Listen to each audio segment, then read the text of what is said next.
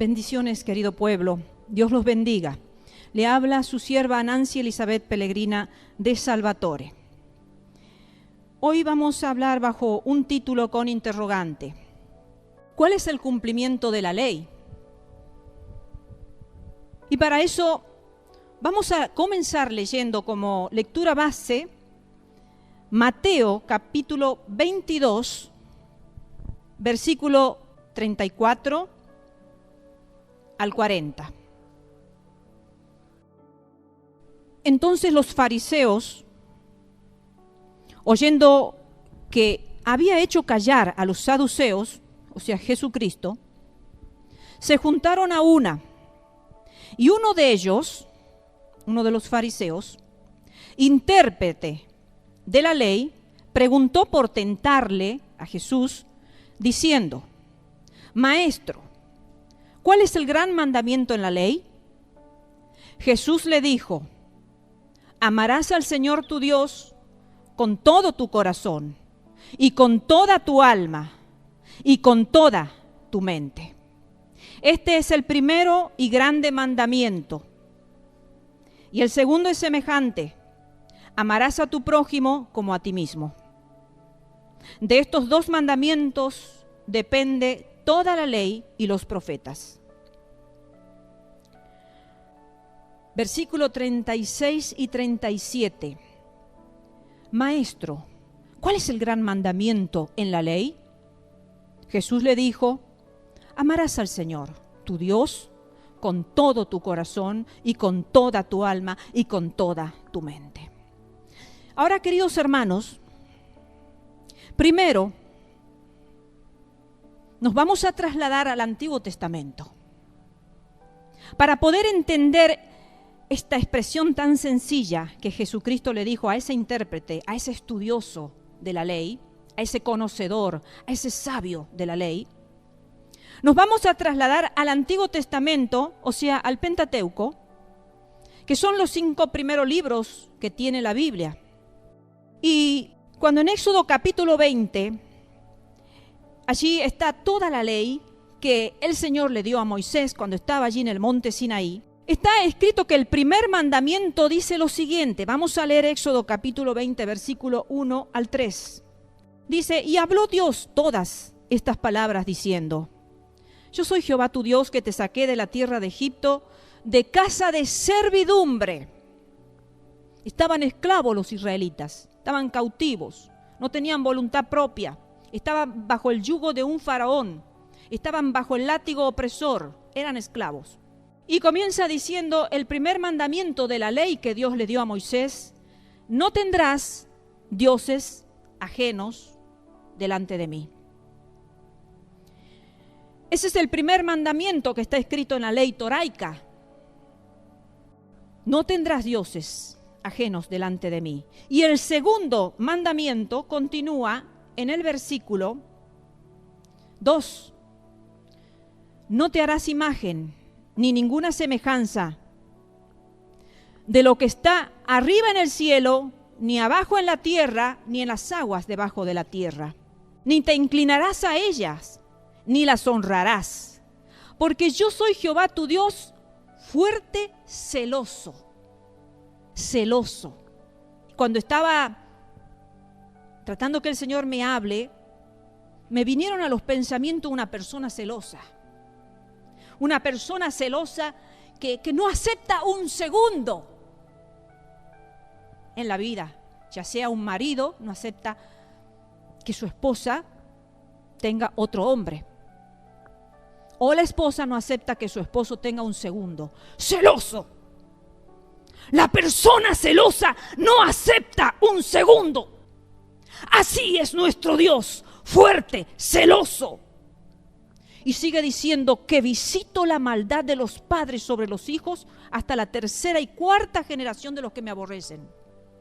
O sea que si nosotros infringimos esa ley y nos inclinamos ante imágenes, dice que Dios, que es fuerte y celoso, nos va a visitar no solamente al que infringe la ley, sino dice que a los hijos hasta la 3ª y hasta la 4ª generación, dice, de los que me aborrecen. Porque quiere decir que los que se hacen imágenes y los que se inclinan y los que honran las imágenes aborrecen a Dios. Y sigue diciendo la ley toraica, dada por Dios a Moisés para entregársela al pueblo de Israel. Dice Dios, y hago misericordia a millares, a los que me aman y guardan mis mandamientos. Primero ponen claro que a los que lo aborrecen a Dios, que Él con su furor y con su celo va a visitar la maldad de los padres, de los hijos, de los nietos y de los bisnietos. Más dice que Él va a hacer misericordia a todos los que lo aman y que guardan sus mandamientos. Para eso hay que conocer los mandamientos de Dios. Entonces, hermanos, para que podamos entender lo que Jesucristo le estaba diciendo al intérprete de la ley, primero vamos a analizar el antiguo pacto, cuando Dios se manifiesta a esa nación, a ese pueblo, y establece una ley que era para ellos y es para nosotros los gentiles también. Era para esos tiempos y son para nosotros también. Ahora tenemos que entender que el pueblo de Israel no conocía a Dios Elohim. Elohim significa Dios creador y sustentador de todas las cosas, de todo, hermano, de todo lo que nuestros ojos y imaginación podemos llegar a pensar. Israel no lo conocía, ese Dios Elohim, como debía ser conocido. Porque a veces, hermanos, nosotros lo conocemos a Dios de una manera, pero no lo conocemos como Dios quiere que sea conocido Dios. Quizás lo conocemos al capricho nuestro. Yo voy a hacer lo que Dios quiere que haga, pero esto sí, esto no, esto me conviene, esto no me conviene. Entonces nosotros empezamos a acomodarlo a Dios, a nuestros caprichos, a nuestras necesidades, a nuestros deseos. El pueblo de Israel no lo conocía como debía ser conocido a Dios. Conocían lo sobrenatural, conocían los milagros que Dios había hecho. Miren, si no habían conocido a un Dios de milagros. Habían visto las 10 plagas en Egipto. Veían cómo morían en Egipto los hijos de los egipcios, más las plagas, más las enfermedades, más el mal. No les llegaba a ese pueblo que estaba ubicado en un territorio llamado Gosén. Cuando Egipto quedaba en tiniebla, Gosén seguía con luz. Los israelitas seguían con luz.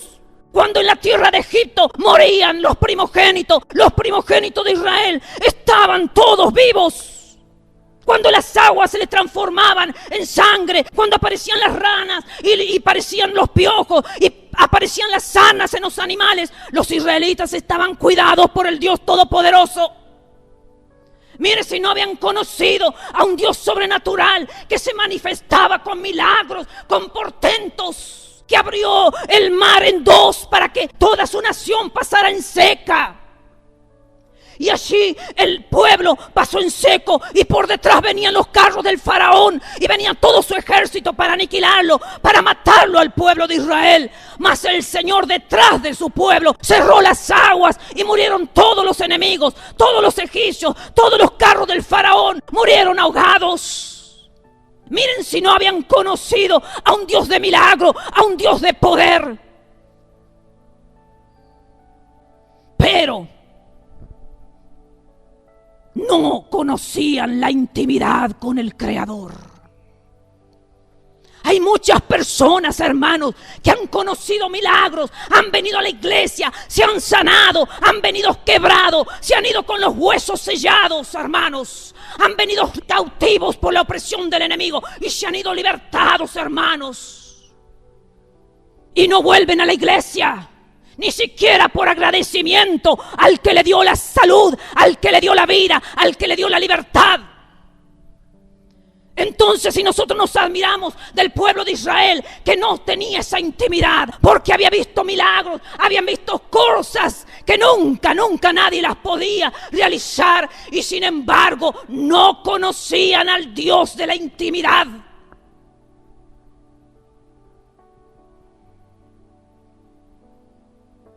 Ellos estaban cargados de conocimiento.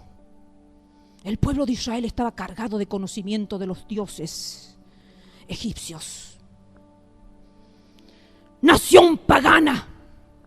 Los egipcios eran una nación pagana. ¿Qué significa pagana? Que adoran a muchos dioses, como justamente Dios le dijo: no se hagan imagen ni semejanza de lo que esté arriba en los cielos, ni abajo en la tierra, ni en las aguas debajo de la tierra, porque conocía Dios que el hombre es capaz de hacer Dios a cualquier cosa.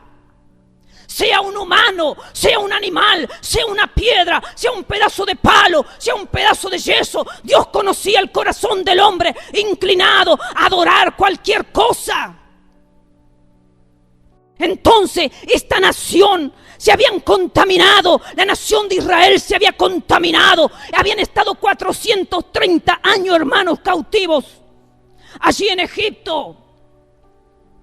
Conociendo los dioses, conociendo los altares, mirando por aquí, mirando por allá, cómo adoraban dioses del cielo, de la tierra, las estrellas, y vaya a saber más, y el sol y la luna, y cuántas cosas, y un árbol, y tantas cosas, y animales, adoraban los paganos egipcios. Y allí estaba la nación de Israel. Había estado 430 años cuando Dios decide sacarla de la opresión, sacarla de la cautividad. Estaban contaminados. Ese es el peligro, hermanos, cuando nosotros no vamos al mundo. Es imposible estar en el mundo y no contaminarse. Que digan: no, yo me voy a cuidar, voy a tener cuidado, no me va a pasar nada. Tengan cuidado, porque el mundo contamina con todos sus deseos y sus pasiones. El mundo contamina. Por eso es importante tener una comunión con Dios todos los días y venir a la casa de Dios, porque siempre habrá un Samuel que quiera oír lo que Dios dice. Los patriarcas de esta nación de Israel, Abraham, el primero elegido por Dios, que lo sacó también de Ur de los Caldeos, lo sacó también de una tierra pagana, el Señor. Pero la diferencia es que Abraham tuvo intimidad con Dios. Abraham se hizo amigo de Dios. Abraham conversaba con Dios. Entonces su patriarca Abraham, Isaac el hijo, luego Jacob el hijo de Isaac, y luego los 12 hijos de Jacob habían muerto. Y entonces tuvo que enviar Dios un libertador, que no solo lo libertara de la esclavitud territorial, que no solo lo libertara de la esclavitud corporal, sino también de la esclavitud espiritual. Ese libertador fue Moisés, que los instruyó a través del desierto, los sacó de Egipto, los hizo cruzar por ese mar que Dios abrió en dos y lo empezó a dirigir por el desierto. Allí lo estaba instruyendo a través del desierto y le enseñó luego lo que sería la ley de Dios, que le fue dada en el monte de Sinaí por Dios mismo, el Dios verdadero, el único Dios de Israel, el que tenían olvidado algunos y otros ni lo conocían, porque sus padres se olvidaron de las enseñanzas de los patriarcas y no la transmitieron a sus hijos, y también porque eran de dura cerviz. La nuca es la cerviz. Qué importante es que como padres nosotros impartamos a nuestros hijos el camino recto, le hagamos conocer el único Dios que salva. Porque cuando nuestros hijos sean grandes va a ser tarde ya. Ellos van a tomar sus caminos, va a tener voluntad propia. Cuando son niños más o menos podemos manejar la voluntad de nuestros hijos y decirle: haz esto, aquello, vamos a la iglesia, hijito. Pero cuando son grandes y toman voluntad propia y entra la rebeldía y no hemos sembrado la semilla, no hemos impartido la palabra, no hemos enseñado a adorar a nuestros hijos, no le hemos enseñado a alabar al Rey de Israel, que es nuestro Rey también, al único Dios que dijo: oye Israel, solo hay un solo Dios. Y Dios es el mismo ayer, hoy y por los siglos. El mismo Dios de Israel es el mismo Dios de nosotros y lo seguirá siendo por toda la eternidad. ellos se habían olvidado, el pueblo de Israel, pueblo escogido para grandes cosas, se habían olvidado de las enseñanzas de los patriarcas, no las transmitieron a sus hijos y también eran duros de cerviz. ¿Qué pasó? ¿Qué pasó con este pueblo cuando ellos en un momento de desesperación recurrieron a donde no tenían que recurrir? Recurrieron a los dioses de Egipto que ellos habían conocido esos 430 años de esclavitud. Porque cuando no es Dios, estamos esclavos, hermanos. El mismo Satanás con todos sus demonios nos tienen esclavos, hermanos. No conocían, y para eso les voy a leer Éxodo 32. Y miran cómo Dios los consideró realmente. Éxodo 32, versículo 1 a 9. Sucede algo. Moisés había subido al monte a escuchar la voz de Dios, a ver lo que Dios le hablaba. Entonces, dice el versículo 1, viendo el pueblo que Moisés tardaba en descender del monte, se acercaron entonces a Aarón, el sacerdote, y le dijeron: levántate, haznos dioses que vayan delante de nosotros, porque a este Moisés, el varón que nos sacó de la tierra de Egipto, no sabemos qué le haya acontecido. Y Aarón les dijo: apartad los zarcillos de oro que están en las orejas de vuestras mujeres, de vuestros hijos y de vuestras hijas, y traédmelos. Entonces todo el pueblo apartó los zarcillos de oro que tenían en sus orejas y trajeron a Aarón. Y él los tomó de las manos de ellos y le dio forma con buril, hermanos. E hizo de ellos un becerro de fundición. Entonces dijeron: Israel, estos son tus dioses, becerros de fundición, que te sacaron de la tierra de Egipto. Y viendo esto, Aarón edificó un altar delante del becerro y pregonó a Aarón y dijo: mañana será fiesta a Jehová. Miren qué lío que tenían en la cabeza. Mañana será fiesta a Jehová, y estaban con un becerro. Un becerro que habían adorado en la cautividad de Egipto. Eso pasa cuando no conocemos la Biblia. Entramos en una mezcla de todo vale, hermanos. Todo vale. Adoro esto y adoro aquello y aquello, y también le doy un poco a Dios y está todo bien. Y viendo esto, Aarón edificó un altar delante del becerro y pregonó a Aarón y dijo: mañana será fiesta para Jehová. Y al día siguiente madrugaron y ofrecieron holocausto y presentaron ofrenda de paz. Y se sentó el pueblo a comer y a beber, se levantó a regocijarse. Entonces dice Jehová, dijo a Moisés: anda, Moisés, desciende, porque tu pueblo que sacaste de la tierra de Egipto se ha corrompido. Me llamó la atención que Dios le diga tu pueblo y no diga mi pueblo, porque en realidad Dios todavía no lo podía considerar su pueblo. Me puse a pensar, no lo podía considerar su pueblo, porque era un pueblo que estaba todo contaminado. A veces decimos: yo soy del pueblo de Dios, y no se nos cae esa palabra de nuestra boca, y estamos aquí y estamos allá, pueblo de Dios y pueblo de Dios. ¿Cómo somos como pueblo de Dios? Porque para que Dios nos pueda considerar su pueblo, tenemos que adorarlo con toda el alma, con toda la mente, con toda nuestra fuerza y con todo nuestro corazón. Versículo 8 sigue diciéndole: el Señor dice: pronto se han apartado del camino que yo les mandé, se han hecho un becerro de fundición y lo han adorado y le han ofrecido sacrificio y han dicho: Israel, estos son tus dioses, oh santo es el Señor, estos son tus dioses que te sacaron de la tierra de Egipto. Dijo más Jehová a Moisés: yo he visto este pueblo, que por cierto es pueblo de dura cerviz. ¿Cuántas veces nosotros, hermanos, hemos conocido a un Dios todopoderoso, a un Dios que cambia vida, a un Dios que nos da la salvación que nadie nos puede ofrecer, porque el único que descendió a la tierra a morir en una cruz se llama Jesucristo de Nazaret, Yeshua, que hemos cantado? Pero sin embargo, sabiendo que es el único Salvador que dio su vida y que la tumba está vacía, hoy hay miles de gente que están adorando otras cosas que no son Dios.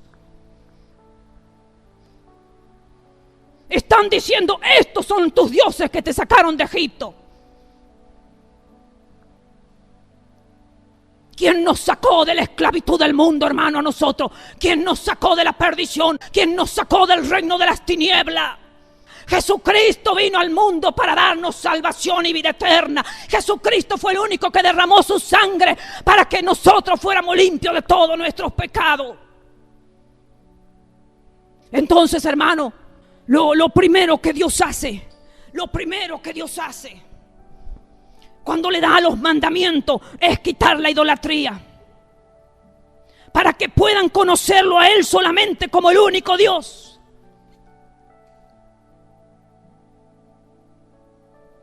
¿Cómo vas a conocer una persona si siempre esa persona está rodeada de otras? Tienes que tener un momento de intimidad con una persona para poder conocerla. Tienes que conversar con esa persona. Quizás tienes que estar un tiempo a sola para que pueda fluir las palabras y las preguntas y puedas conocerlo. Pero si está en medio de un montón, jamás lo vas a conocer. Y eso es lo que Dios quería hacer a este pueblo. Lo quería limpiar de todo eso que tenían metido en su mente, en su corazón. Quitar la idolatría para que puedan conocerlo a Él solamente. Porque mientras hay idolatría en el corazón, no se puede conocerlo al Dios. Tú le vas a hablar a una persona idólatra, le vas a hablar del Dios Todopoderoso, pero te va a sacar 10,000 ídolos. Ah, no, pero a mí, la Virgen de no sé qué, el santo de no sé qué me ha sanado y me curó de esto. Pero no han dado la vida por ti.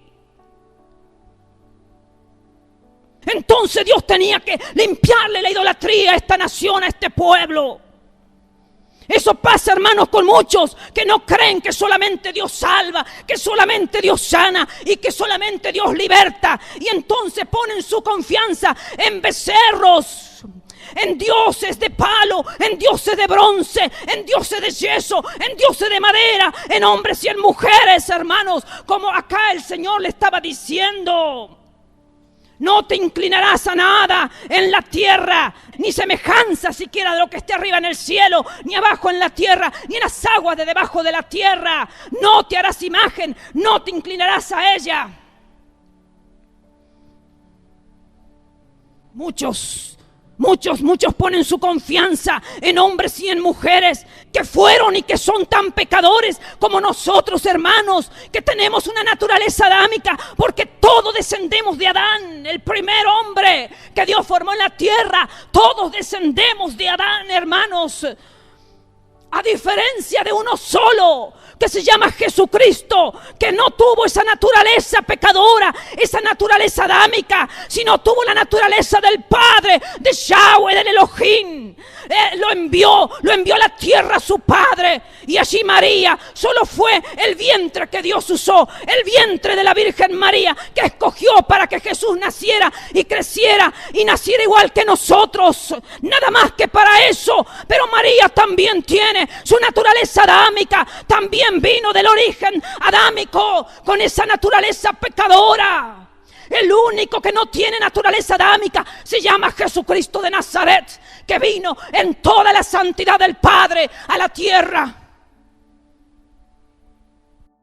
Pero ahora, hermanos, que hemos entendido por qué Jesucristo le está diciendo al intérprete, le estaba diciendo allí que el primer mandamiento: amarás al Señor tu Dios con todo tu corazón, con toda tu alma y con toda tu mente. Que ese era el primer mandamiento, pero que en la ley toraica dice: no te harás imagen, no tendrás otros dioses, tampoco te vas a inclinar a ellos. Hemos entendido que era un pueblo contaminado, un pueblo que no conocía a Dios en la intimidad. Era un pueblo de dura cerviz, era un pueblo olvidado de Dios. Pero entonces ahora volvamos a la historia de Jesús con el intérprete. Cuando Jesús habla con el fariseo, con el intérprete de la ley, lo estaba haciendo con un conocedor de la ley, hermano.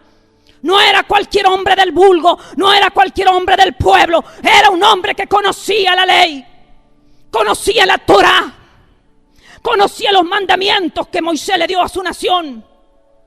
Entonces Jesús lo lleva a la esencia de la Torá, a la esencia de la ley, que es el amor a Dios, sin ningún tipo de idolatría. Porque, queridos amigos y hermanos, la idolatría es infidelidad. Por eso Dios se muestra como un Dios celoso. Una persona que tiene muchas mujeres, supongamos, no hay problema, las mujeres están acostumbradas a eso, a ese tipo, a esa costumbre. Se acostumbran a eso. Pero Dios no se acostumbra a eso. Dios es celoso y Él exige fidelidad de nosotros, su pueblo. La idolatría es infidelidad, hermanos. Infidelidad a Dios. Ahora Jesús le está hablando a un entendido, a un conocedor de la ley de Dios que le dio. Dios mismo se la dio a Moisés. No es que Jesús cambió el primer mandamiento toraico, sino que Jesús le habló de la esencia del mismo.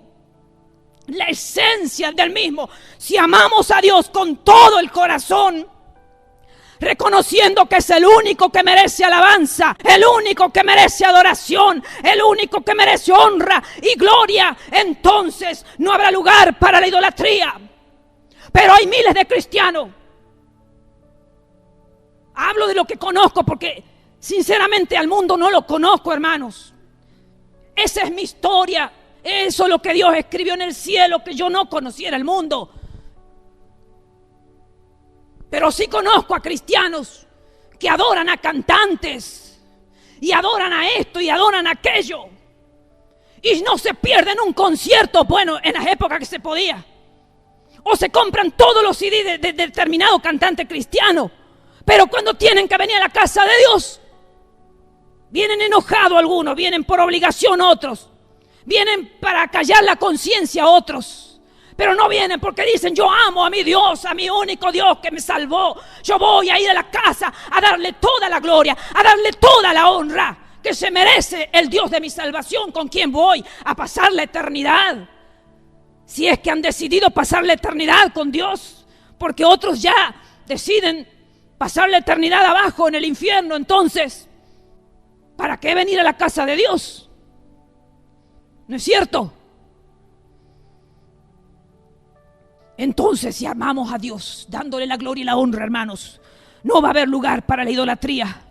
Como Mateo 22:37 dice que vas a amar al Señor, entonces, tu Dios, con todo tu corazón y con toda tu alma y con toda tu mente, hermanos.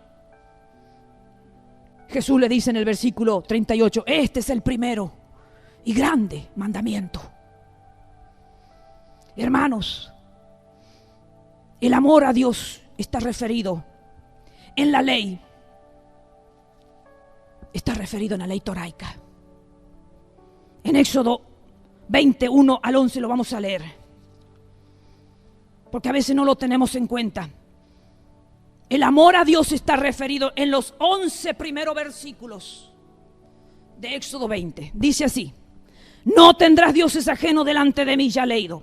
No te harás imagen ni ninguna semejanza de lo que esté arriba en el cielo, ni abajo en la tierra, ni en las aguas debajo de la tierra. No te inclinarás a ella ni las honrarás, porque yo soy Jehová tu Dios fuerte, celoso, que visito la maldad de los padres sobre los hijos hasta la tercera y cuarta generación de los que me aborrecen, y hago misericordia a millares, a los que me aman y guardan mis mandamientos. No tomarás el nombre de Jehová tu Dios en vano, porque no dará por inocente Jehová al que tomare su nombre en vano. Acuérdate del día de reposo para santificarlo. 6 días trabajarás y harás toda tu obra, mas el séptimo día es reposo para Jehová tu Dios. No hagas en él obra alguna tú, ni tu hijo, ni tu hija, ni tu siervo, ni tu criada, ni tu bestia, ni tu extranjero que está dentro de tus puertas, porque en 6 días hizo Jehová los cielos y la tierra, el mar, y todas las cosas que en ellas hay, y reposó en el séptimo día. Por tanto, Jehová bendijo el día de reposo y lo santificó. El único día bendito, bendecido y santificado, el día de hoy. Esta es una relación vertical. El hombre con Dios. Retengamos el vertical, porque es uno de los parantes de la cruz de Cristo. Relación del hombre con Dios, verticalidad. Y entonces, hermanos, si se ama a Dios de la forma correcta, se podrá amar al prójimo igualmente. Pero que a veces queremos amar al prójimo, pero no amamos a Dios. Y por eso sucede en el mundo lo que sucede. Por más que nos esforcemos por amar al prójimo, si no amamos a Dios, no lo vamos a poder amar de la forma correcta al prójimo. Por eso Jesús le dice en el versículo 38 y 39. El segundo es semejante. Amarás a tu prójimo como a ti mismo. Que el segundo mandamiento es semejante al primero. Y este mandamiento, hermanos, está referido también en Levítico 19:18, se los leo.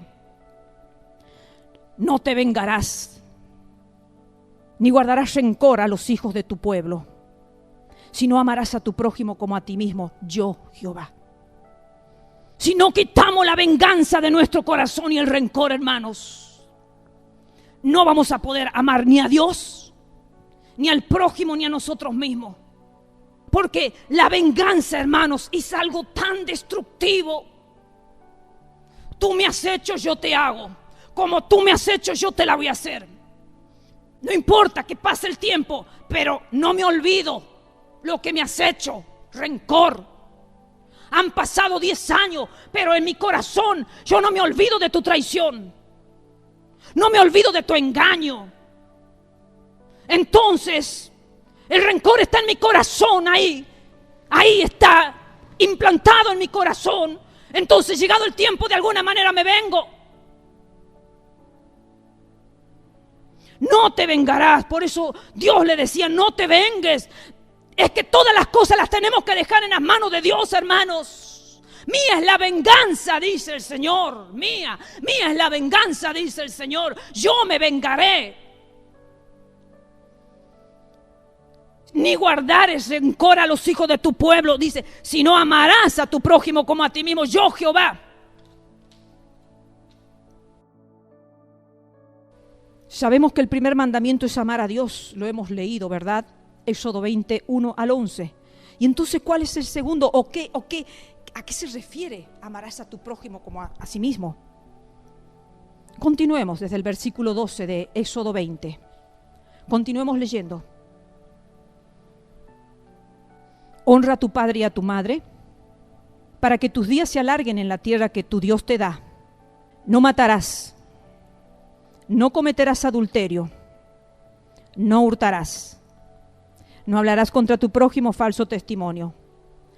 No codiciarás la casa de tu prójimo, no codiciarás la mujer de tu prójimo, ni su siervo, ni su criada, ni su buey, ni su asno, ni cosa alguna de tu prójimo. Cuando nosotros hemos cumplido todos esos requisitos, hermanos. Y aún más que Jesucristo lo amplió, diciendo en la ley decía, no matarás, pero aún yo digo que si tú odias a tu hermano, eres un homicida. No cometerás adulterio, material de hecho, pero el Señor Jesucristo lo agrandó, que sería para hablarlo en otro tema, en otra prédica, diciendo que si tú codicias con tu ojo, con tu mente, ya has adulterado. Entonces, mientras hemos dicho que la relación del hombre con Dios era el palo vertical de la cruz de Cristo, entonces ahora estos mandamientos restantes que tienen que ver con nuestros semejantes, hermanos, semejantes estamos en la tierra, es el otro palo de la cruz de Cristo. Para eso era necesario que esa cruz fuera ocupada por el Cordero Santo, porque era el único que nos podría traer salvación y vida eterna a través de su muerte. Allí está la cruz de Cristo, en la ley toraica. Y ahora, queridos hermanos, eso mismo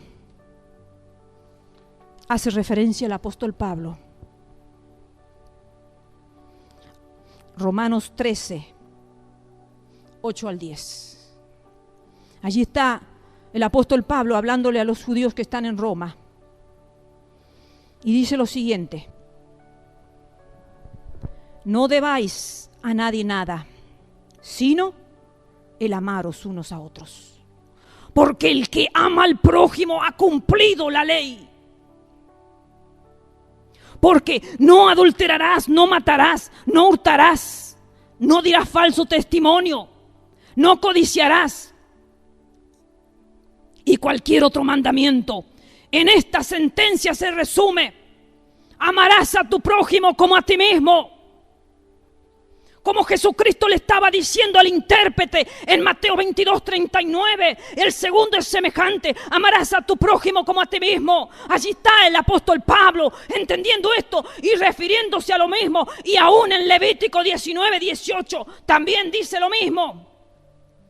Cuando dice: no te vengarás ni guardarás rencor a los hijos de tu pueblo, sino amarás a tu prójimo como a ti mismo, yo Jehová. Es que hay una relación perfecta entre el antiguo pacto y el nuevo pacto. Y Pablo sigue diciendo: el amor no hace mal al prójimo. Así que el cumplimiento de la ley es el amor. Recordemos que el título de la prédica es: ¿cuál es el cumplimiento de la ley? Entonces Pablo lo responde ahora con Romanos 13, 8 al 10. Y también Jesucristo lo dijo en Mateo 22, 40. Cuando dice estos dos mandamientos, el primero y el segundo, estos dos mandamientos de amarás a tu Dios y amarás a tu prójimo como a ti mismo. Dice, de estos dos mandamientos depende toda la ley y los profetas. Que muchos están queriendo practicar un estilo de vida que no tiene que ver con la ley de Dios. Creen que haciendo obras y haciendo cosas están amando a Dios.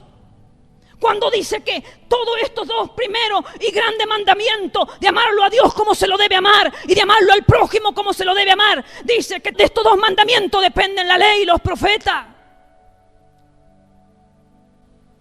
Y 1 Corintios capítulo 7, versículo 18 al 24. Y aquí Pablo le está hablando a los gentiles. Está en Corintios.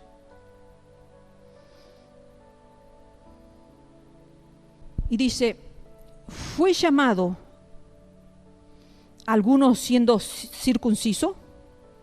O sea, siendo judío. Quédese circunciso.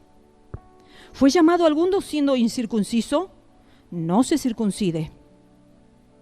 La circuncisión nada es y la incircuncisión nada es, sino el guardar los mandamientos de Dios. Lo que Jesús refirió en Mateo 22, 37 al 38, amarás a tu Dios y a tu prójimo. Cada uno, dice Pablo, en el estado en que fue llamado, en él se quede. Fuiste llamado siendo esclavo, no te dé cuidado, pero también si puedes hacerte libre, procúralo más. Porque el que en el Señor fue llamado siendo esclavo, liberto es del Señor. Asimismo, el que fue llamado siendo libre, esclavo es de Cristo. Por precio fuiste comprado. No os hagáis esclavo de los hombres. Cada uno, hermanos, en el estado en que fue llamado, así permanezca para con Dios. Puras peleas. Que sí, que la circuncisión y que no la circuncisión y que esto y que aquello, hermanos. Cada uno quédese en el estado en que Cristo lo halló. Si Cristo siendo judío te halló siendo judío, circuncidado, quédate ahí. Y si te halló incircunciso, quédate siendo incircunciso. Porque no son las señales en la carne, hermanos, las que nos hacen ser hijos de Dios. No porque llevemos tatuada una cruz de Cristo vamos a ser cristianos. En nuestro espíritu tiene que estar la cruz de Cristo. En nuestra mente, en nuestro corazón tiene que estar la cruz de Cristo. Hasta los satánicos llevan la cruz de Cristo tatuada. Pablo nos hace entender allí que al convertirnos No debemos realizar en el cuerpo ninguna señal para identificarnos con Dios, para aceptar a Jesucristo como nuestro Salvador, sino solo cambiar el corazón espiritual. Tampoco hace falta llevar colgado nada, ni un crucifijo, ni estrella de David, lo que quieras llevar. Es el corazón lo que Dios mira, dice. Es el corazón, no las cosas externas, no las señales que queramos hacer en el cuerpo. El amor a Dios y al prójimo, hermanos, es el camino más excelente que afirmó Pablo en 1 Corintios 12, 28 al 31. Se los voy a leer. Dice su palabra: y a unos puso Dios en la iglesia primeramente apóstoles, luego profetas, lo tercero maestros, luego los que hacen milagros, después los que sanan, los que ayudan, los que administran, los que tienen don de lengua. ¿Son todos apóstoles? ¿Son todos profetas? ¿Son todos maestros? ¿Hacen todos milagros? ¿Tienen todos dones de sanidad? ¿Hablan todos lengua? ¿Interpretan todos? Procurad, pues, los dones mejores. Mas yo muestro un camino aún más excelente. El capítulo que sigue. ¿Tienen todos los dones?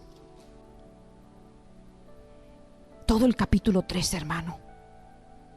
Si yo hablase lenguas humanas y angélicas y no tengo amor, vengo a ser como metal que resuena o címbalo que retiñe.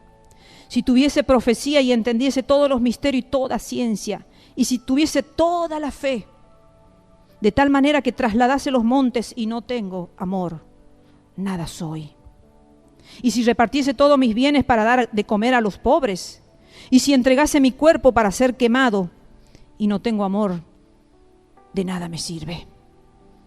Puedes leerlo a todo el capítulo, está hermoso. De nada me sirve, hermano, que a veces nosotros decimos: qué tremendo esa persona, qué fe que tiene. Por su fe han sido curados multitudes. Porque la fe mueve montañas. Pero si no tengo amor, de nada vale, dice.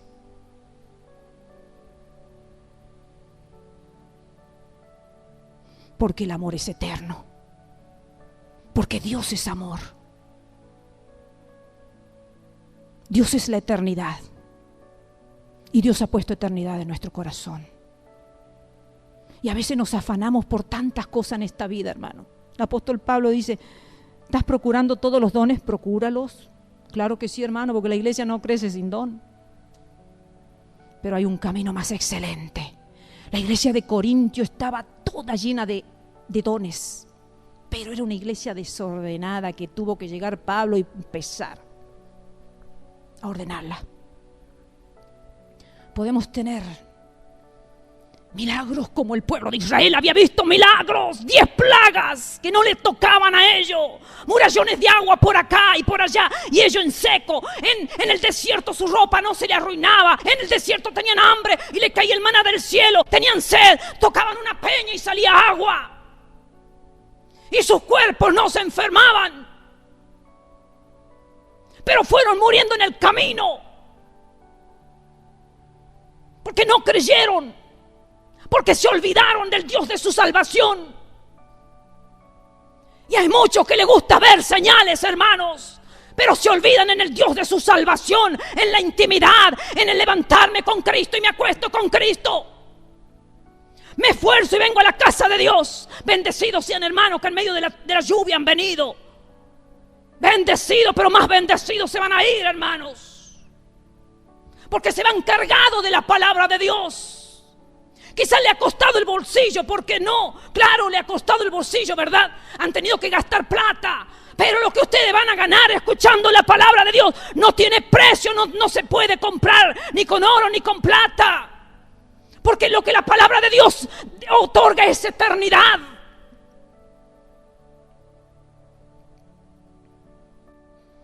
Entonces, capítulo 13 habla del amor. Y ese es el cumplimiento de la ley, ese es el cumplimiento de la Torá. ¿Quieres ser un toraíta? Cumple con ese mandamiento del amor. y también de los evangelios que hablan de las enseñanzas de Jesucristo, queridos hermanos. ¿Quieres practicar Torah? Jesucristo le enseñó al intérprete de la ley el fin o el cumplimiento de la misma, como dice el título de la prédica. Las obras nos salvan, son una consecuencia de nuestra fe. Si nosotros tenemos fe, vamos a obrar, porque una fe sin obra es muerta, dice su palabra. Pero no es el camino para la salvación. Pero el cumplir con los 2 mandamientos que Jesús refirió en Mateo 22, sí te va a salvar. Elige el camino, el mejor camino, el único. No se dejen engañar, hermano, porque ya estamos a las puertas de la venida de nuestro Salvador, a buscarle a su iglesia, a buscar a su pueblo.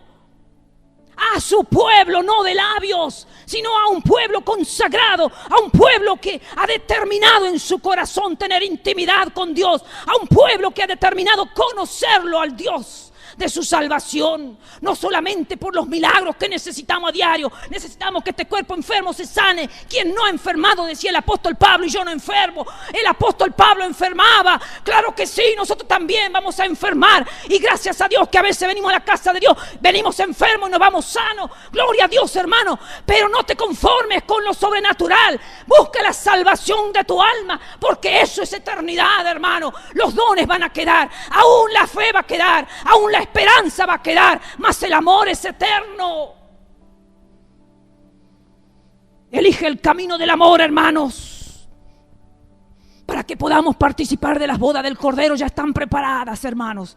Ya el Señor tiene preparada. Quedarán ultimar detalles pequeños, pero ya las bodas del Cordero están preparadas. Ya la venida del Cordero Santo ya viene y pronto lo vamos a ver en las nubes, hermano. Ojalá que seamos de esos poquitos que estamos preparándonos, hermano. Para eso venimos a la casa de Dios, para prepararnos, para ponernos en comunión con Dios, para demostrarle que lo amamos, para decirle con un corazón sincero: te amo, no por religiosidad, hermano, porque este intérprete era un religioso. Este intérprete conocía mejor que cualquiera de nosotros. Los intérpretes de esa época se la sabían de memoria, la Torá, hermano, pero no era eso lo que lo salvaba. Quizás en una próxima prédica sigamos viendo otro interrogante, que este intérprete, duros de cerviz, no entendía y le sigue haciendo a Jesucristo. Jesucristo le había hablado del camino del amor, pero él sigue excavando por otro lado, que lo vamos a ver en otra prédica, hermano. Bendito sea tu nombre. Hoy conoces el camino de salvación. No sigas buscando si hay otro camino, porque el único que ha venido a la tierra se llama Jesucristo de Nazaret. Yeshua HaMashiach, el Mesías enviado a la tierra, que ha venido a darnos salvación y vida eterna. Él es el amor eterno. Empieza a vivir en ese amor, porque es lo único que te va a salvar. Y podamos decir nosotros que el amor es el camino más excelente. Que esta sea una iglesia que te caracterice por el amor, hermano, porque ese es el camino de la excelencia. Procuramos los dones, claro que sí. Le pido a Dios que me llene de todo lo que Él me quiera llenar, y pido que todos los hermanos puedan escuchar la voz de Dios, hermanos, porque es importante, pero que nunca nos falte el amor a Dios en primer lugar, al prójimo, y aprendamos a amarnos a nosotros, porque así como nos amemos nosotros, tenemos que amar al prójimo. Si a ti no te gusta que te roben, entonces no robes. Si a ti no te gusta que te engañen, entonces no engañes. Búscala la ley, a ver, busquémosla, hermanos. No te gusta que venga alguien y te mate. Hay muchas formas de matar, hermanos. Hay niños que lo hemos matado en sus emociones desde pequeño. Le hemos destruido su corazón. Eso es una manera de matar la inocencia de los niños. Entonces, ya pongámonos a cuenta con Dios. Pidamos perdón de lo que ya no podemos resarcir, de los errores que ya no podemos volvernos atrás, y comenzar a vivir de nuevo la infancia de nuestros hijos, nuestra infancia. Pero a partir de hoy, digamos: Señor, hazme una nueva criatura en ti. Cámbiame, Señor. Hazme a tu imagen, a tu semejanza. Hazme conocer tu amor, para que ese amor tuyo yo pueda impartirlo a los míos, Señor. Para que ahora conozcan otro padre, para que otros conozcan otra madre, para que ahora vean una sierva diferente, para que vean un hermano cristiano diferente, no de nombre, no religioso, sino un cristiano que viva en el camino de la excelencia, en el camino del amor, porque el amor, hermano, es eterno. Dios los bendiga.